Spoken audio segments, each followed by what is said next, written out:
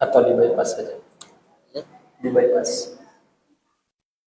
Bisa. Oh, itu tanpa ini bisa guys. Bisa.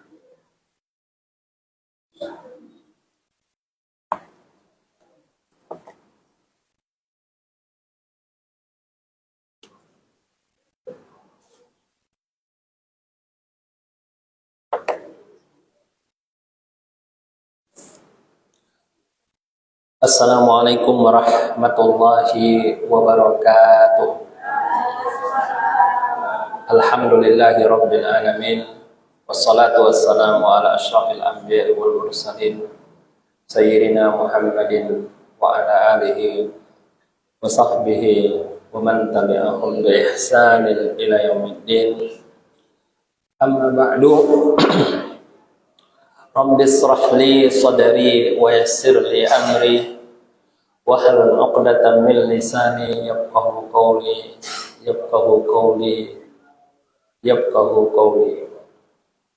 Jamaah Masjid Darun Ni'mah rahimani wa rahimakumullah. Pada pertemuan yang lalu kita membahas hadis dari kitab Riyadhus Shalihin tentang menunaikan amanah. Dan hari ini pun kita masih membahas hadis tentang amanah. Tapi amanah yang kita bahas pada kesempatan ini adalah amanah khassah, amanah khusus, yaitu yang berkenaan dengan amanah hutang. Ya. Karena hutang ini apabila tidak dibayar, maka roh seseorang terkatung-katung di antara langit dan bumi. Ruhul mu'min mu'allaqatun bainas sama'i wal ardi hatta yaqdi dainah. Ruh orang beriman itu tergantung di antara langit dan bumi sehingga hutangnya dilunasi dan hutangnya dibayar. Makanya Rasulullah SAW kalau ada orang meninggal, beliau tanya, apa orang ini punya hutang? Kalau punya hutang, maka beliau nggak mau menyolatkan, kecuali ada yang menjamin untuk membayar hutangnya. Beliau tidak menyolatkan, tapi yang lain dipersilakan oleh beliau untuk mensolatkannya. Dan ini adalah peringatan keras kepada orang-orang yang punya hutang, ya, agar ya, berwasiat kepada keluarga yang ditinggalkan, ya, dan memberitahu hutangnya ada di mana saja dan pada siapa saja, ya, karena sebanyak apapun amal seseorang, tidak dapat menghapuskan hutang. Orang kalau mati syahid, semua dosa hapus kecuali hutang. Jadi hutang itu tidak bisa hapus walaupun dengan mati syahid. Nah, kita sebenarnya tidak dianjurkan untuk berhutang. Ya. Baiknya seorang muslim itu hidup dengan kesederhanaan. Ya, hidup dengan batas kemampuan yang dia miliki. Ya. Jangan memaksakan. Ya. Jangan hidup penuh dengan gaya. Berlagak seperti orang kaya. Ya. Berlagak seperti orang punya. Sehingga hutang sini dan hutang sana. Syukur kalau bayar. Ya. Ini tidak bayar. Pas ditagih menghilang. Ya. Pas ditagih galakan yang ditagih daripada yang menagih. Nah, ini contoh. Hadis yang ke-202 ini adalah contoh dari sahabat Nabi yang amanah terhadap hutang-hutangnya. An Abi Khubayb bidammil kha'il mu'jamah Abdullah bin Zubair radhiyallahu anhuma. Dari Abi Khubayb Abdullah bin Zubair, semoga Allah meridai keduanya. Qala, dia berkata, lamma waqafat Zubairu yaumal jabali da'ani fakuntu ila jambih. Tatkala terjadi perang Jamal. Perang Jamal ini adalah fitnah yang terjadi di kalangan kaum muslimin setelah wafatnya Utsman bin Affan radhiyallahu anhu. Ya. Umat Islam terbelah. Ya. Ada yang berpihak kepada Ali bin Abi Thalib dan ada pula yang menentang Ali bin Abi Thalib. Termasuk yang berseberangan dengan Ali bin Abi Thalib adalah Zubair ibnul Awwam dan juga Talhah bin Ubaidillah dan juga Aisyah radhiyallahu anha. Jadi Bapak dan Ibu, asal usul terjadinya perang Jamal ini, perang Jamal atau perang unta namanya, yaitu setelah terbunuhnya Utsman bin Affan radhiyallahu anhu, ya, atas fitnah yang dilontarkan oleh orang-orang yang menjadi penyusup di dalam Islam. Ya, mereka berkumpul menentang kekhilafahan Utsman bin Affan radhiyallahu anhu dan menuntut kepada Utsman supaya mundur dari kekhalifahan. Ya. Tapi Utsman radhiyallahu anhu tidak mau. Ya.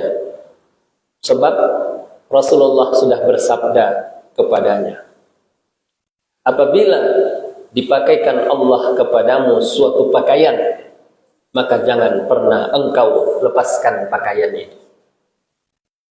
Jadi Rasulullah sallallahu alaihi wasallam semasa hidupnya sudah tahu kalau Utsman ini suatu saat nanti akan menjadi khalifah. Maka Rasulullah mengatakan, apabila Allah memakaikan kepadamu pakaian, maka jangan pernah engkau lepaskan pakaian itu. Dan Utsman pun ketika dikepung itu, dia sudah tahu kalau dia akan mati. Ya. Kok bisa dia sudah tahu kalau dia akan mati? Karena Rasulullah Sallallahu Alaihi Wasallam pernah bersabda, ya, ketika berada di Gunung Uhud, tiba-tiba di Gunung Uhud, Rasulullah, Abu Bakar, Umar dan Utsman, ya, tiba-tiba Gunung Uhud itu goncang. Ketika goncang, Rasulullah mengatakan, wahai Uhud, diam. Ya, di atasmu ada seorang siddiq dan 2 orang syahid, kata Rasulullah SAW. Di atasmu ada seorang nabi, seorang siddiq dan 2 orang syahid. Siddiq adalah Abu Bakar, 2 orang syahid adalah Umar dan juga Utsman bin Affan radhiyallahu anhu. Ketika dikepung itu, Utsman bin Affan umurnya sudah 80 tahun. Tuduhan ataupun fitnah yang dilontarkan mereka adalah, katanya Utsman ini mengangkat sebagai gubernur dari keluarganya. Memang betul Utsman ini mengangkat keluarganya, tapi bukan karena keluarganya, karena kemampuannya sebenarnya.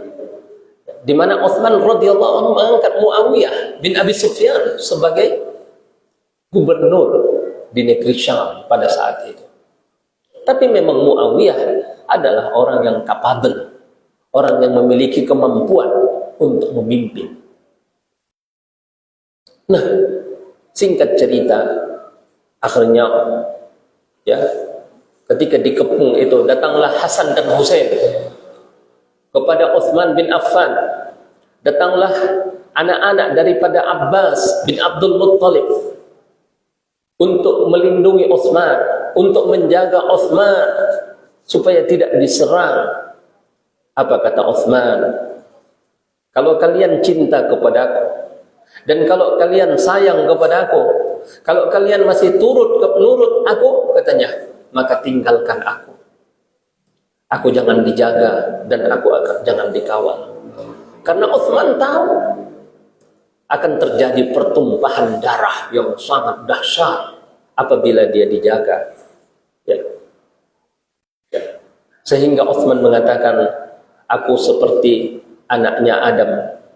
Ya, anaknya Adam ketika mau dibunuh oleh saudaranya, ya, dia mengatakan, bunuhlah, saya tidak akan membalas. Akhirnya Utsman pun terbunuh. Terbunuh Utsman. Nah, apa yang terjadi ketika Utsman ini terbunuh?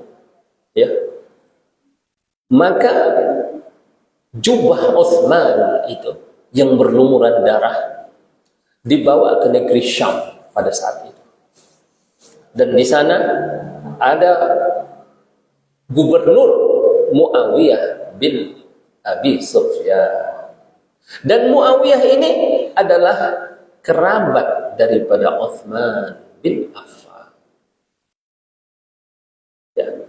Apa yang terjadi? Begitu Utsman terbunuh, ya, kaum muslimin pun, ya, langsung mengangkat Ali bin Abi Thalib sebagai khalifah, pengganti. Nah, yang mengangkatnya adalah Majlis Syura pada saat itu. Jadi ada Majlis Syura yang diangkat oleh Umar bin Khattab radhiyallahu anhu. Ya, ada 6 orang, Pak. Abdurrahman bin Auf, ya, Talha, Abdurrahman bin Auf, kemudian beberapa orang sahabat yang merupakan senior daripada sahabat. Dan kemudian Ali pun diangkat oleh mayoritas penduduk Madinah. Dan satu lagi, Ali pun diangkat, didukung oleh para pemberontak tadi yang membunuh Utsman bin Affan. Nah, Muawiyah di negeri Syam, di Damaskus, saudara, pada saat itu beliau maunya ya pembunuh Utsman itu harus dikisos terlebih dahulu, baru diangkat khalifah. Ya. Jadi sebenarnya Muawiyah bin Abi Sufyan pun setuju atas pengangkatan Ali sebagai khalifah. Tapi permintaan dia satu, tolong supaya khalifah ini diangkat setelah dikisos dulu orang yang membunuh Utsman ini. Ya. Tapi Ali tidak. Ali berpendapat lain. Ya. Ali berpendapat bahwa pemberontak ini, Pak, itu jumlahnya 10.000 orang. Ya. Lah, kalau pembunuh Utsman itu dibunuh, dikisas, maka akan 10.000 orang ini akan apa? Akan mengadakan perlawanan. Sementara khalifah belum ada. Ya. Pengambil keputusan tertinggi belum ada. Makanya menurut Ali bin Abi Thalib radhiyallahu anhu, ya, yang penting ada dulu khalifah. Setelah nanti tenang, ya, baru pembunuh Utsman itu akan dihukum. Nah, Muawiyah tidak setuju. Termasuk yang tidak setuju siapa? Zubair ibn al-Awwam. Zubair ibn al-Awwam, Talha, dan Aisyah. Waktu itu Aisyah di Makkah. Aisyah pun tidak setuju. Bahkan Aisyah mengatakan, Allahumma al'an qatalata Utsman. Ya Allah, laknatlah pembunuh Utsman. Ya. Nah, pada saat itu Zubair ibn al-Awwam mengajak Talha, berangkatlah Zubair bersama Talha, bersama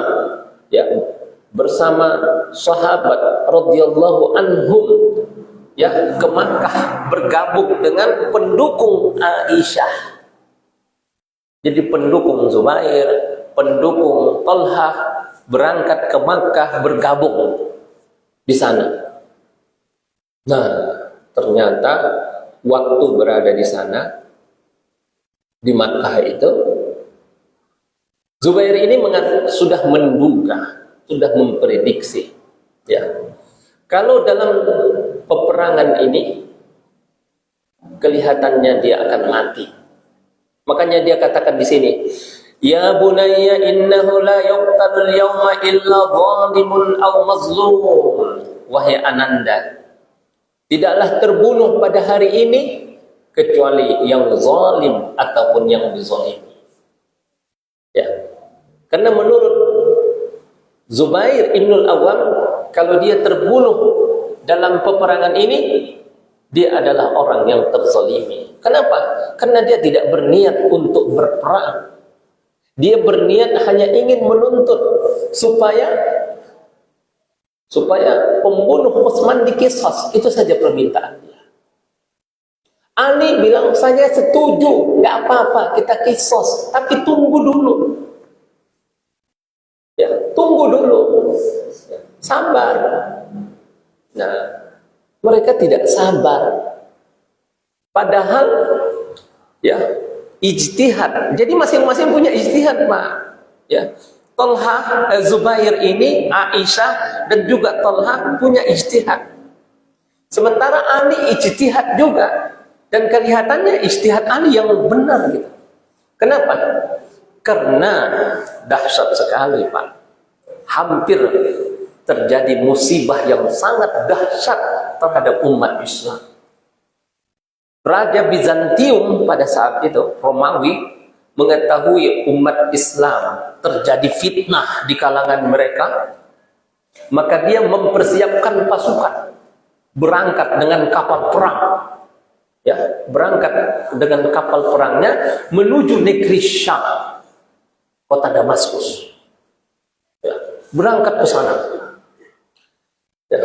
Dia tahu umat Islam dalam perpecahan, umat Islam tidak ada khalifah, tidak ada pemimpin. Makanya kata orang, pemimpin yang zalim lebih baik daripada tidak ada pemimpin.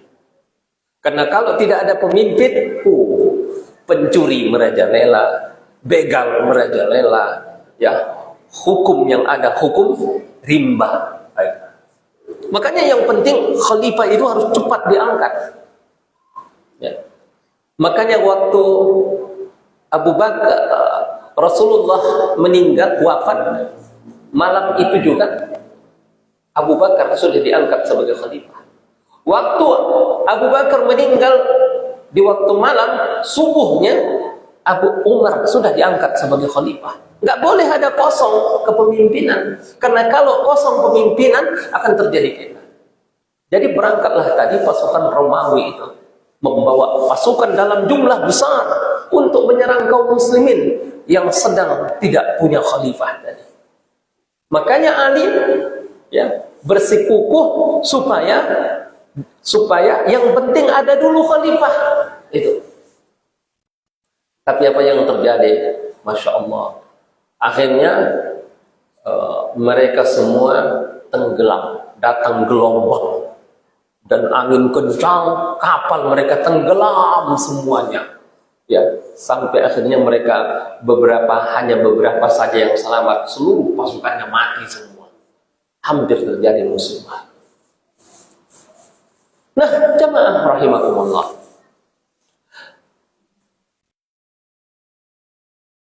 Zubair ini sudah punya firasat bahwa dia akan mati dalam pertempuran ini, bahwa dia akan terbunuh dalam pertempuran ini.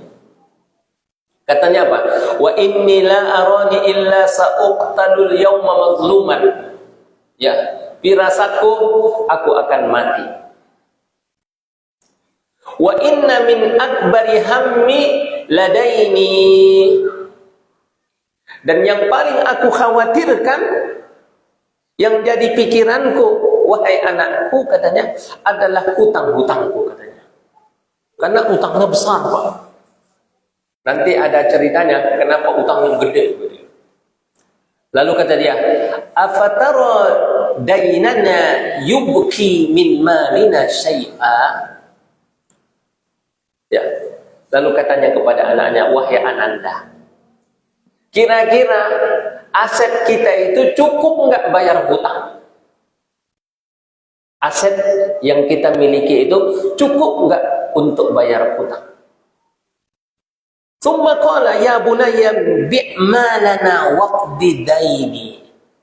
Dia berpesan kepada anaknya karena dia mau perang dan kemungkinan akan mati dalam peperangan itu. Wahai anakku, jual semua aset saya. Jual aset kita semua dan bayarkan utang-utangku, katanya. Wa awsa bis sulus wa sulusuhu libani. Dan dia berwasiat, ya, kepada anak-anak Abdullah bin Zubair sulus. Jadi dia berwasiat kepada cucu-cucunya, tolong berikan kepada cucuku sepertiga dari sepertiga. Berapa itu, Pak? Ini udah sepertiga, sepertiganya itu tolong buat cucu-cucuku semua dikasih, katanya. Qala fa in fadala min malina ba'da qada'id dain syai'un fasulusuhu li banika.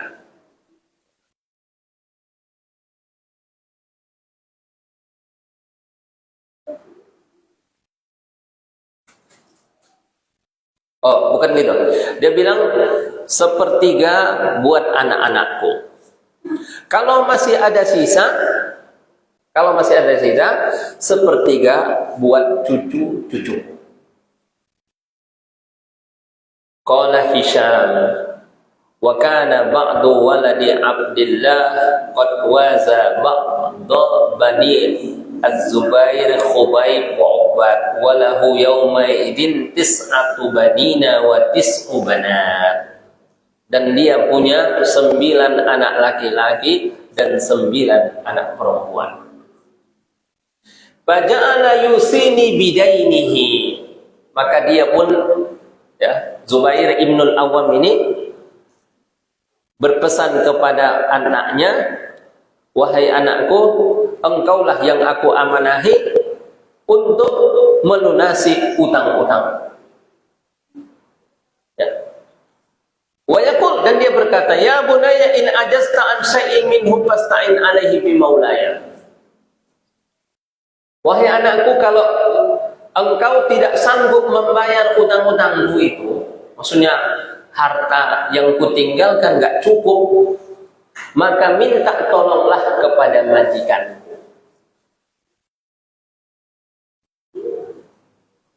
Kata siapa? Kata anaknya ini, wallahi ma daraitu ma ara. Demi Allah, katanya, aku nggak paham apa maksud ayahku ini, katanya. Ya, kata ayahnya, kalau kau nggak sanggup bayar utangku, minta tolong sama majikanku. Siapa majikan ayahku? Katanya. Ayahnya orang kaya raya, nggak punya majikan lah, ya kan? Kata dia, kalau kau nggak sanggup bayar, minta tolong sama majikanku. Qultu ya abati man maulaka. Lalu ku katakan, wahai ayah, majikanmu siapa? Katanya. Qala Allah, katanya. Allah. Nanti kalau nggak cukup, minta sama Allah. Masya Allah. Itu tawakalnya itu. Ya. Kedekatannya itu, keakrabannya itu dengan Allah, minta sama Allah aja kalau nggak cukup. Aset saya kalau nggak cukup, minta sama Allah. Qala fa wallahi ma waqa'tu fi kurbatin min daini illa qultu ya maula Zubair iqdi anhu daina fa yaqdi. Lalu kata, setelah meninggal ayahnya, demi Allah, katanya, setiap aku kesulitan untuk membayar hutang-hutang ayahku, lalu aku katakan, wahai majikannya Zubair, tolong dong bayarkan utang-utangnya, katanya. Fayaqdi dainahu, maka dibayarkan Allah utang-utangnya. Qala, lalu dia bercerita lagi. Faqutila Zubairu wa lam yada' dinaran wa la dirhaman illa ardaini. Maka singkat cerita, Zubair ibnul Awwam pun terbunuh dalam pertempuran itu, dan tidak meninggalkan uang walau 1 dinar, walau 1 dirham. Jadi waktu itu dua mata uang yang ada, uang dinar yaitu uang dari emas, sama satu lagi uang dirham, uang dari perak. Illa ardaini, kecuali 2 bidang tanah. Ya, ada tanah dua bidang tanah. Minhuma al-ghabah, 1 hutan, dia punya hutan yang luas sekali. Wa ihda asyrata daran bil Madinah, 11 rumah di Madinah, dia punya 11 rumah. Orang kaya ini, rumahnya ada 11. Wa daraini bil Basrah, 2 rumah di Basrah, di Irak.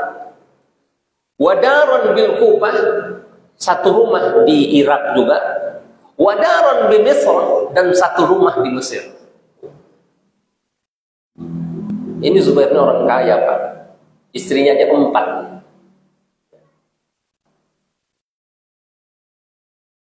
Qala wa inna ma kana dainuhu alladhi kana alayhi anna ar-rajula kana ya'tihi bil mal fayastawdi'uhu iya fayaqulu Zubair la walakin huwa salaf inni akhsha alayhi ad-dhai'ah. Nah, kok bisa utangnya Zubair ini banyak, Utangnya itu sekitar 2,2 juta. Ya, kalau dipakaikan kurs dinar, utangnya sekitar 4 triliun, Pak. Kalau pakai kurs dirham, utangnya sekitar 100 miliar.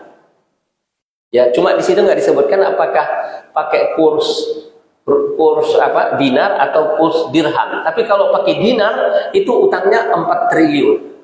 Banyak. Ngeri sekali.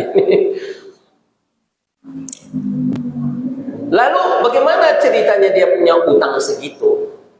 Jadi penyebab hutangnya, orang-orang datang kepada Zubair nitip uang.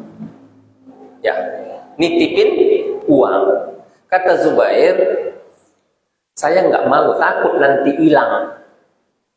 Kalau kamu titipkan sama saya simpan, nanti uang itu hilang gimana?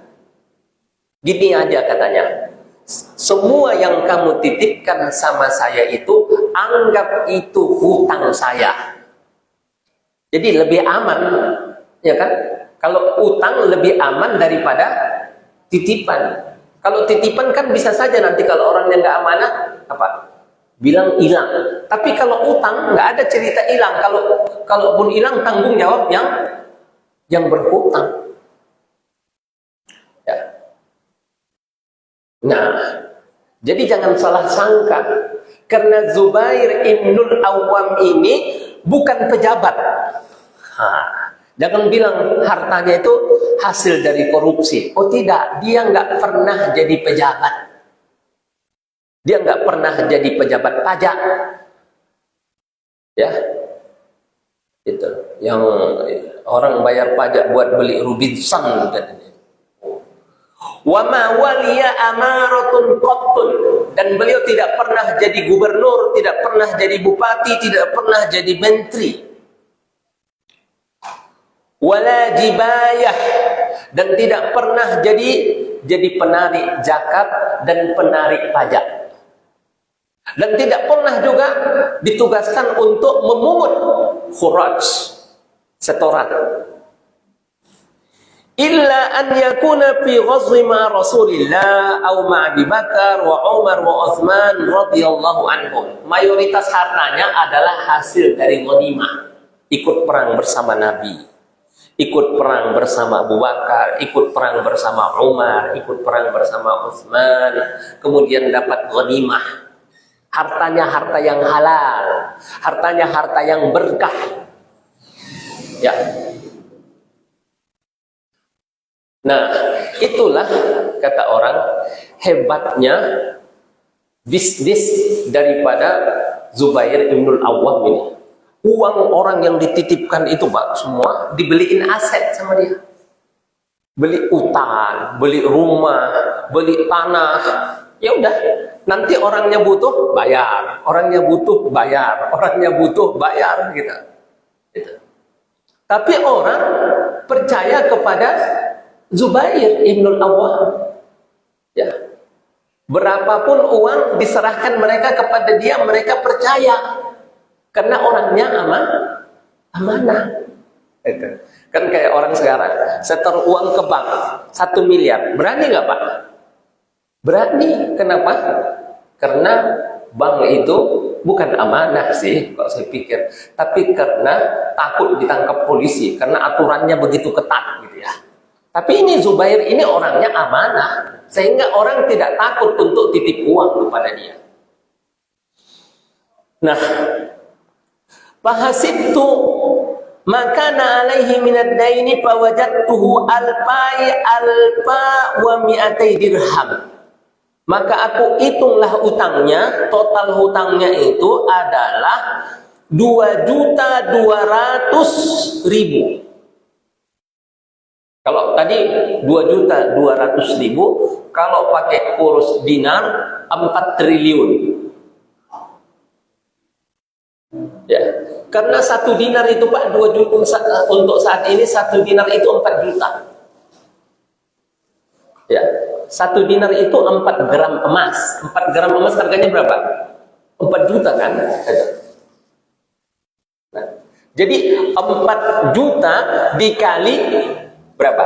Dikali 2.200.000.000. 4 triliun.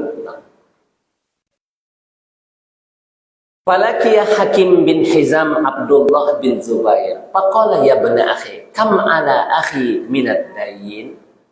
Fakatamtuhu wa qultu mi'ata alfin. Lalu datanglah Hakim bin Hizam kepada Abdullah bin Zubair, kepada anaknya ini, penanggung jawab utang ini. Emang utang abimu berapa? Fakatamtuhu, maka aku sembunyiin.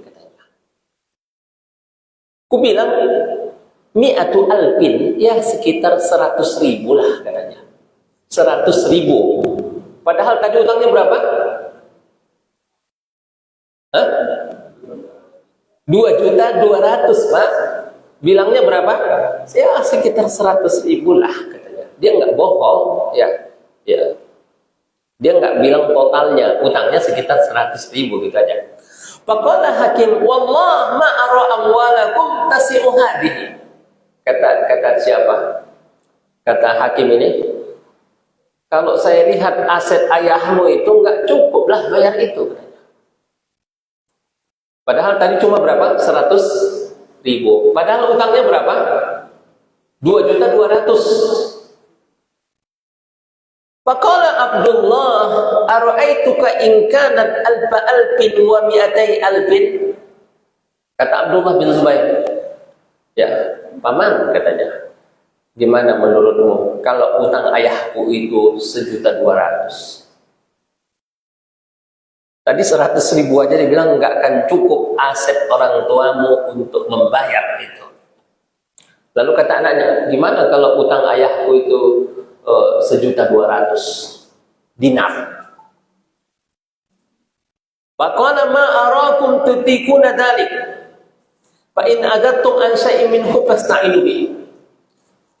Menurut saya kamu nggak akan sanggup bayar. Tapi kalau nggak sanggup bayar, nanti minta tolong sama aku, datang sama aku, dia aku bantu.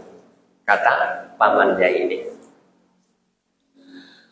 Qala wa kana Zubair qad ishtara al-ghabah bi 70 wa 100 alfin. Ini Pak ceritanya ya. Ada Zubair ini dulu semasa hidupnya membeli hutan, yang dibeli hutan Pak. Berapa? 70 wa 100 alfin, 170.000. Jadi dia investasi, ya, investasi beli tanahnya itu tanah hutan. Total investasinya berapa? 170.000.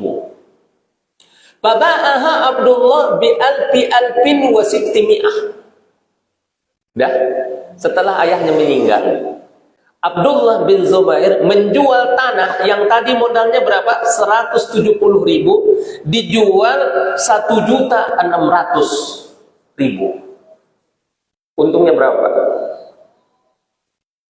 Modalnya tadi berapa? 170.000, dijual 1.600.000. Oh, untungnya berapa? Berkali 10 kali lipat ada untungnya. Summa qama.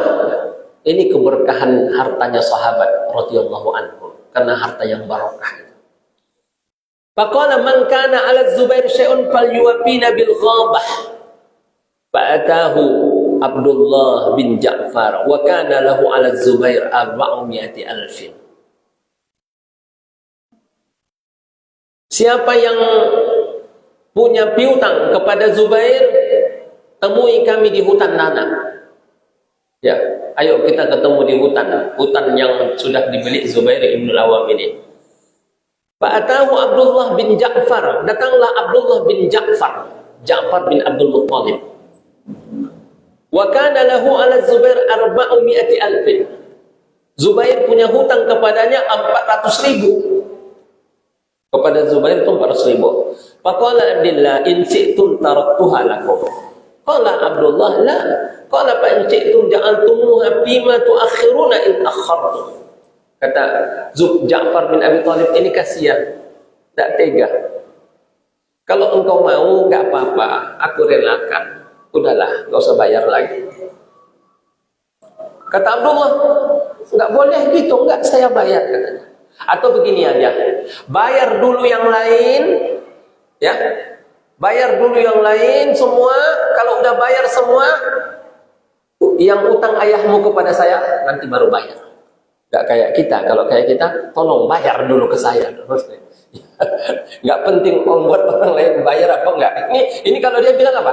Bayar dulu yang lain, nanti kalau ada sisa baru bayar saya. Baik sekali Ja'far bin Abi Thalib. Memang dikatakan orang yang sangat dermawan, sangat pemurah. Ya. Faqala Abdullah, la qala faqta'uli qit'atan. Ya. Kata Abdullah, enggak. Terus kalau gitu, inilah tanah inilah buat saya katanya. Faqala laka min hahuna ila huna. Ya, ini bagianmu, dari sini sampai ke sini, ini bagianmu, ambil. Untuk membayar yang berapa tadi? 400.000 itu.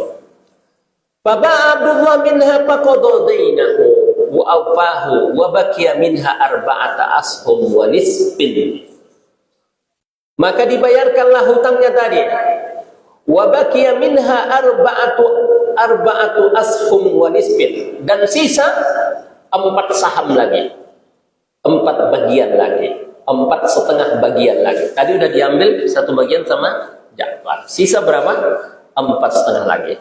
Faqadima ala Muawiyah wa indahu Amr bin Uthman wal Munzir bin Zubair wa Zam'ah. Faqala lahu Muawiyah, kam quwamtal ghabah. Lalu tanya Muawiyah, berapa harga utan ayahmu itu katanya. Faqala kullu sahmin bimi'ati alfin. 1 saham ya seharga 100.000. Qala kam baqiya minha, berapa saham lagi? Arba'atu ashum wa nisf, 4,5 lagi. Ya. Faqala al-Munzir, qad akhadtu minha sahman bi mi'ati alfin. Udah, untuk aku 1 saham, jadi kubayar 100.000. Qala Uthman, untuk aku 1 saham, kubayar 100.000. Qala Zam'ah, untuk aku 1 saham, kubayar 100.000. Faqala Muawiyah, kata Muawiyah, sisa berapa lagi? 1,5 lagi, aku bayarkan itu 150.000. Wa ba'a Abdullah bin Ja'far nasibahu min Muawiyah bi 600 alfin. Ya. Lalu Abdullah bin Ja'far yang sudah terima tanah tadi, bayaran untuk membayar berapa? 400.000. Dia jual tanahnya itu berapa?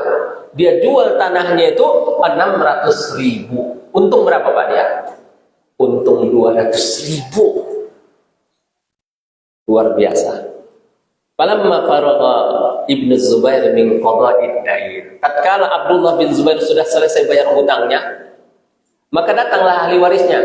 Oh, ini harta masih banyak, sisa masih banyak. Lalu kata ahli warisnya, ayo dong bagi buat kami. Kata Zubair, saya nggak akan bagi harta warisan ini, nunggu 4 musim haji dulu. Musim haji pertama dia umumkan, siapa saja yang punya piutang kepada Zubair, datang sini, saya bayar. Nggak ada. Tahun depan, nggak ada. Tahun depan, nggak ada. Tahun depan, nggak ada. Baru tahun keempatnya, dibagikanlah hartanya itu. Ya.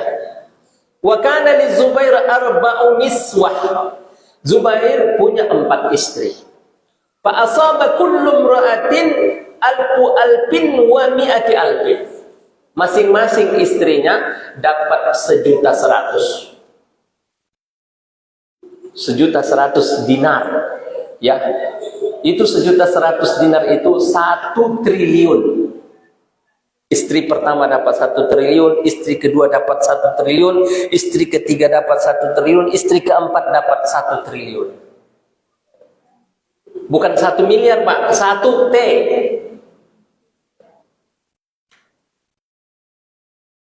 Fajami'u malihi, ternyata setelah dijual asetnya itu total hartanya berapa? Khamsuna alfin wa mi'ati alfin. 52.000. Padahal tadi kata pamannya itu utang 100.000 aja mungkin kalian nggak sanggup bayar, gitu ya. Ya, Masya Allah. Setelah dijual asetnya menjadi 52.000.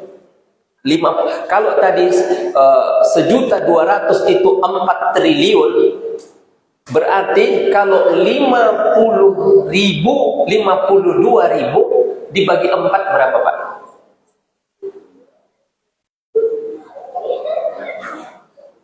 Sekitar 52 dibagi 4 berapa? 4 kali 10, 40. 4 kali 15, 60 ya. Jadi hartanya itu sekitar 14 triliun. Jadi kekayaan Zubair Ibnul Awam itu ya seperti Sandiaga Uno lah. Itulah sahabat Nabi Sallallahu Alaihi Wasallam. Tapi yang kita ambil pelajarannya, waktu dia mau perang, yang jadi pikiranku adalah utang-utangku. Jadi ini pelajarannya adalah amanah terhadap utang. Itu saja jamaah rahimahullah. Mudah-mudahan kita menjadi orang yang amanah. Amin ya rabbal alamin. Wassalamualaikum warahmatullahi wabarakatuh.